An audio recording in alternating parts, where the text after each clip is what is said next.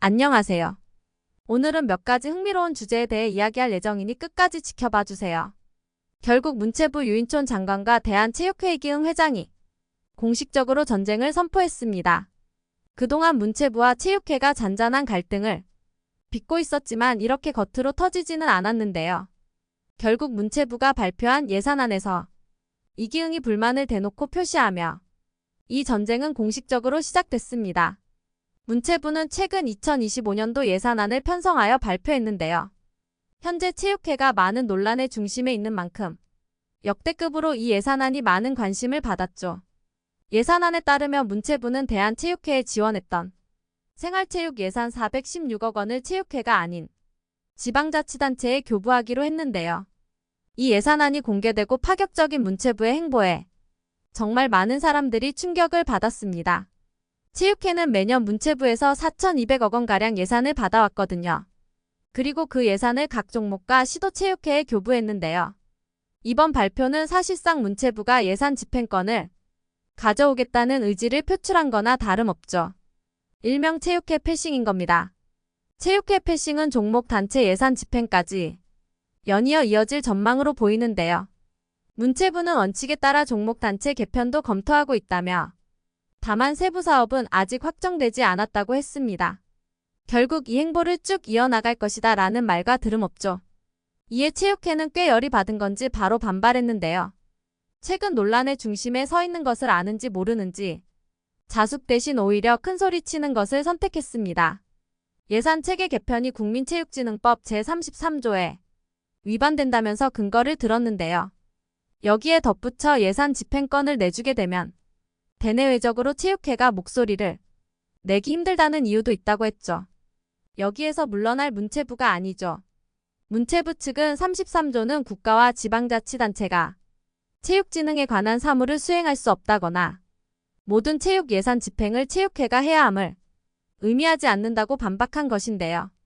체육회가 법을 들먹이며 예산 집행안에 대해 불만을 표시하자 그대로 다시 돌려준 겁니다.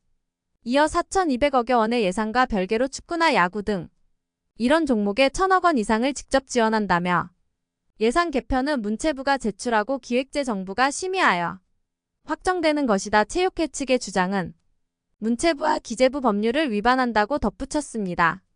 이번에 체육회 예산을 단지 문체부의 독단적인 행동으로 저하고 외에 체육회의 현재 사태를 모두가 심각하게 보고 있다는 의미를 내포할 뿐만 아니라 체육회가 여기에 반발하는 것까지 모두 막는 것. 체육회가 주장한 국민체육진흥법 제33조는 바로 체육단체 육성인데요. 체육회는 문체부 장관 인가를 받아 설립합니다. 체육회 회장은 투표로 선출되지만 문체부 장관의 승인을 받아야 하는데요. 결국 체육회는 문체부의 통제를 받는 단체라는 거죠. 지금까지는 문체부가 체육회에 깊게 관여하지 않았지만 큰 논란이 생긴 만큼 문체부가 법대로 체육회를 통제하겠다는 것을 밝힌 겁니다. 체육회는 지난 28일 충북 진천군진천 국가대표 선수촌에서 회원 종목단체와 국가대표 지도자 간담회를 열었는데요. 이날 간담회에는 종목별 사무처장과 국가대표 지도자 등 150명이 참석했습니다. 이 자리에서 이기흥은 변화하는 시대상에 맞추어 보다 나은 방향으로 나아갈 수 있도록 힘써달라고 주문했는데요. 이런 이기흥의 행보는 문체부 예산안에 대응하기 위해 셀을 과시하는 형국이라고 보여집니다. 이기흥 체육회장은 2016년에 당선되어 올해로 8년차 2선째죠. 임기는 올해 종료되고 내년 1월에 회장 선거가 진행됩니다.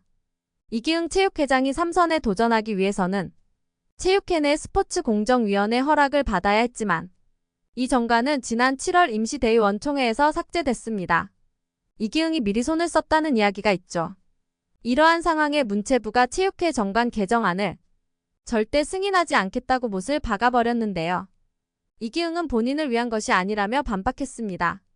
이에 대해 체육계 인사의 말을 들어보면요.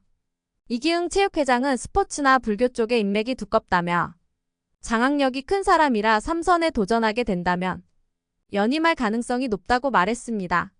치6협회 장인만큼 스포츠의 인맥은 두껍겠지만 불교 쪽은 어떻게 된 걸까 궁금해 하시는 분들도 있을 텐데요. 실제로 이번 올림픽 참관인들의 불교계 관련 종사자들이 굉장히 많아 이 부분을 집중 취재한 방송사도 있었는데요. 여기서 이기흥 체육회장의 비리가 한 번 더 밝혀지기도 했죠. 전혀 체육계와 관련이 없지만 후원을 많이 해준다는 걸 이유 삼아 체육회의 예산으로 불교계 종사자들을 해외 올림픽에 참관인으로 데려가기도 했으며 심지어는 이미 불교계에서 탈퇴한 사람들을 마치 현재 종사자인 척 속여서 데려가기도 했던 게 밝혀졌습니다. 이런 이기흥이 체육협회장을 다시 연임하게 된다면 이와 같은 일이 또 재발할 것 같은데요.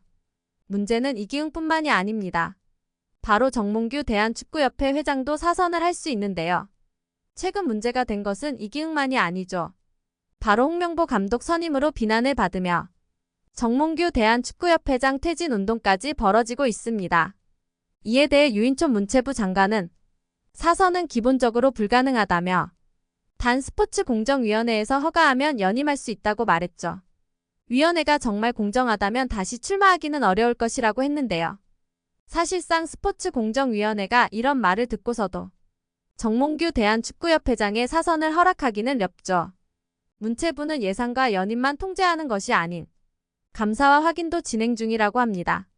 문제가 되었던 축구협회와 2024 파리올림픽 배드민턴 금메달리스트 안세영이 폭로한 대한배드민턴협회에 대한 감사는 9월 내로 빠르게 종료한다고 하는데요. 국가대표 훈련비가 제대로 지급되고 있는지에 대해서는 지난달 연구 용역을 발주하기도 했습니다. 이미 이기흥 회장은 이에 대해 대비하고 있을지도 모르는데요. 체육회를 이기흥이 정말 꽉 잡고 있다는 것이 이미 여러 차례 증거가 나오고 있죠. 계획된 인천공항 환영식은 회장의 말 한마디에 취소가 되고 대통령이 참가한 공식 환영 행사에서 건배사를 대한 체육회장이 아니나야 협호 장영 마하조 혈세 낭비 논란을 일으키며 이기흥이 뽑은 민폐 응원단도 수면 위로 떠올랐고 고의적인 메달 목표치 하향 발표 등 올림픽 관련 문제는 물론 이기흥의 이전 사업체 먹튀유혹과 가족의 세금 체납, 이기흥의 정과 등 개인 비리까지 모든 논란을 연이어 말하려면 하루가 부족할 저도죠. 이 모든 것이 바로 이기흥의 욕심에서 비롯됐는데요.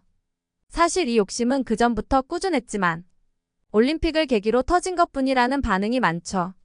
이미 이기흥은 권력화됐다고 봐도 무방한데요. 정치인의 비서관 출신답게 체육계와 불교계 네트워크를 활용해서 정계의 막강한 인맥까지 구축했죠. 조카가 대통령실에 근무했고 문체부 장차관 인선에 영향을 미쳤을 정도인데요. 이런 권력을 바탕으로 지난해에는 춘천권 유니버시아드 대회 사무총장 공모 결과를 무효화시키기도 했죠. 사무총장이 반 이기흥 인사였기 때문입니다. 또 올해 초에는 체육계의 염원이었던 국가체육정책위원회가 출범했을 때 당연직 위원이 사표를 내는 해괴한 행태를 보이며 반발했는데요. 민간공동위원장이 마음에 들지 않았다는 이유였습니다. 이기흥은 벌써 8년을 연임하며 일명 고인물이 되었는데요. 이 고인물이 부패한 것이 보이며 결국 문체부가 나서서 이를 걷어내려고 하고 있죠. 고인물은 썩기 마련이기에 권력자가 장기간 집권하는 것을 막기 위해 연임 제한 규정을 잇는 것인데 이기흥은 이 규정을 지금 삭제하고 또 연임하려는 거죠. 이기흥은 이에 대해 본인은 무보수 봉사직이라고 말하며 모든 사람들의 비웃음을 사기도 했습니다. 각종 판공비와 특별보좌관 선임 등 막강한 인사권과 각종 이권 사업에 영향을 미치며 무보수 봉사직이라는 단어를 남용한 것입니다. 또 대한체육회장을 하고 싶어하는 체육계 내외의 인사들은 정말 차고 넘치고 있는데요. 수입도 없는 봉사직이기 때문일까요? 절대 아니죠. 그만큼의 이익과 매력이 있기 때문입니다.